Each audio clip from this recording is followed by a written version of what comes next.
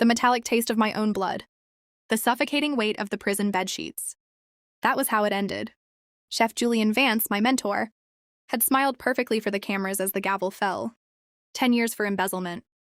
10 years for his crimes while he held up my culinary patents as his own. I didn't survive year 2. The hydraulic hiss of the cell block door was the last sound I heard before the rope snapped tight. Then nothing. Just a hollow void, until the searing burn of a steam wand woke me up. The sharp scent of roasted espresso beans hit my lungs. I blinked. The blinding fluorescent lights of the L'Etoile Culinary Institute kitchen. My hands weren't bound. They were resting on the cold, pristine stainless steel of my prep station. The date on the digital passport read October 12th. 3 years ago, the exact day of the board's audit. The day my life was sold. "You're drifting again."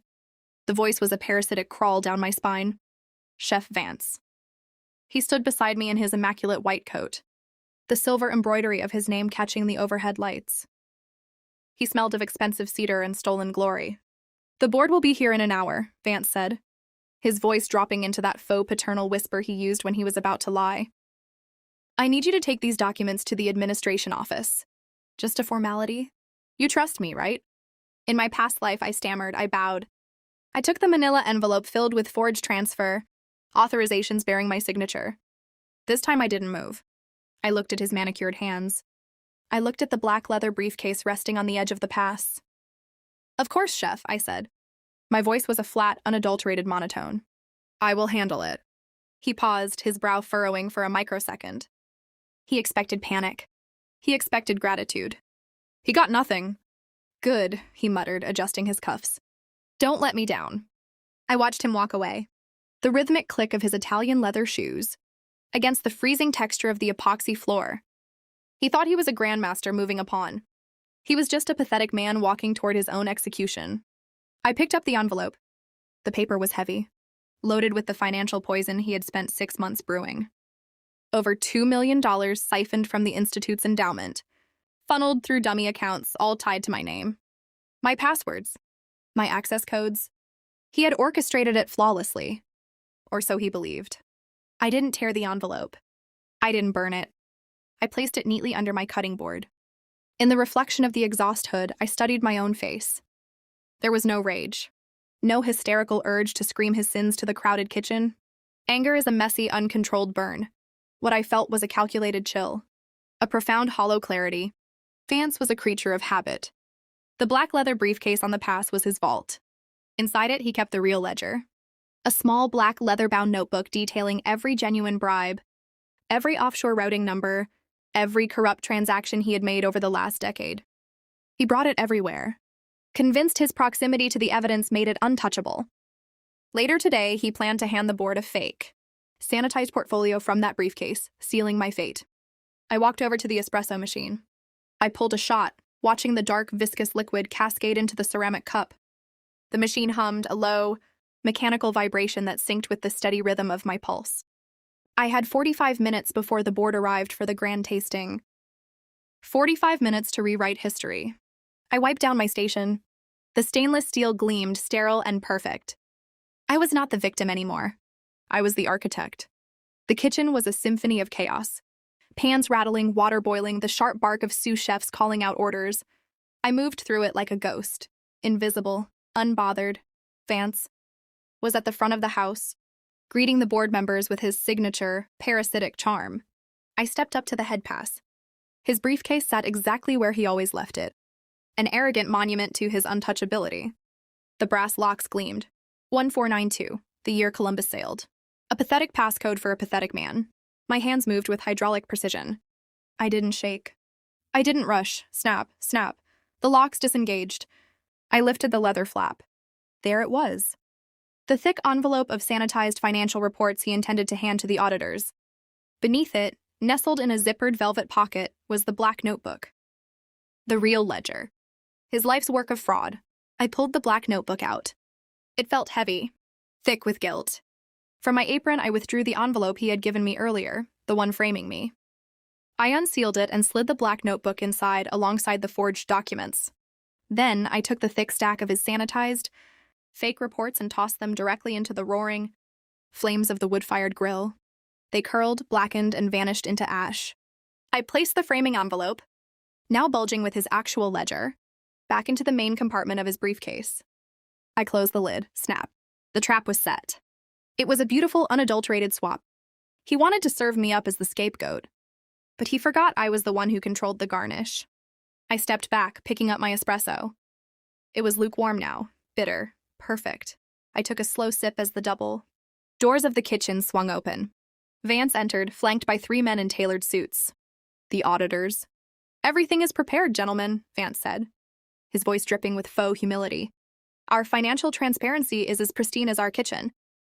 He walked straight to his briefcase. He didn't check the locks. He didn't open it to verify the contents. Hubris is a predictable mechanical flaw. He simply grabbed the handle and gestured for the men to follow him into the private tasting room. I didn't look at him as he passed. I just picked up my paring knife and began julienning a carrot, thin, precise, perfectly uniform cuts. 15 minutes passed. The kitchen hummed around me. I plated my dish, a delicate scallop crudo with a citrus emulsion. The same dish I was supposed to present right before the police walked in to arrest me in my past life. The heavy oak doors of the tasting room remained closed. Inside, I knew exactly what was happening. Vance would have poured them a vintage Bordeaux.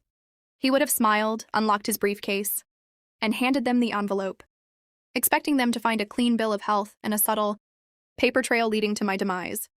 Instead, he handed them a loaded gun pointed directly at his own head. I wiped the rim of my plate with a spotless white cloth. Then the shouting started. It was muffled at first, bleeding through the thick oak doors. Then a loud crash. The sound of a chair being overturned. The kitchen fell silent. Every chef, every prep cook stopped and stared at the tasting room. I kept slicing. The door violently swung open. Vance stumbled out. His pristine white coat was wrinkled. His face, usually a mask of composed superiority, was drained of all blood. He looked hollow, frantic. His eyes darted around the kitchen until they locked onto me. "You!" he gasped, the word tearing from his throat. Behind him, the lead auditor stepped out, holding the black leather notebook. He was on his cell phone. "Yes, send them to the L'Etoile kitchen. Immediate arrest. Grand larceny, embezzlement, and fraud." Vance lunged toward me. He didn't have his graceful stride anymore. He moved like a desperate, cornered animal. "What did you do?" he hissed, gripping the edge of my prep station. His knuckles were white. "Where are the reports? What did you put in my case?" I stopped slicing. I set the knife down, perfectly aligned with the edge of the cutting board. I looked up at him. I didn't flinch. I didn't smile. "I just handled the documents, chef," I said, my voice dropping the temperature in the room by 10 degrees.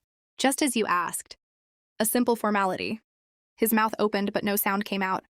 The realization hit him like a physical blow. In the microsecond before the sirens echoed in the distance, he saw the truth in my eyes. He saw the ghost of the future he had created, and he realized he was the one stepping up to the gallows. Red and blue lights began flashing through the frosted glass windows of the kitchen. 2 uniformed officers shoved their way through the kitchen doors. They didn't even pause to ask questions. The auditor pointed directly at Vance. They grabbed his arms, twisting them behind his back. The silver handcuffs clicked with a sharp, metallic finality. Vance struggled, his voice cracking as he screamed my name. Calling me a thief, a liar, a traitor? I didn't raise my voice to defend myself. I didn't sneer. I felt nothing but a beautiful, sprawling emptiness. I picked up my espresso cup.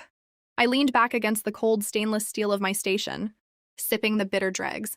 I watched as they dragged him out, his immaculate white coat dragging against the dirty floor mats. He had built a cage for me, meticulously welding every bar. I simply stepped out and let the heavy iron door swing shut on him. The kitchen was dead silent, staring at the space where our master used to stand. I set the cup down, picked up my knife, and went back to work. Have you ever watched someone dig a grave, only to gently push them into it when they were done? Let me know in the comments how you would have handled Chef Vance. If you crave the cold, calculated sting of absolute karma, hit that like button and subscribe.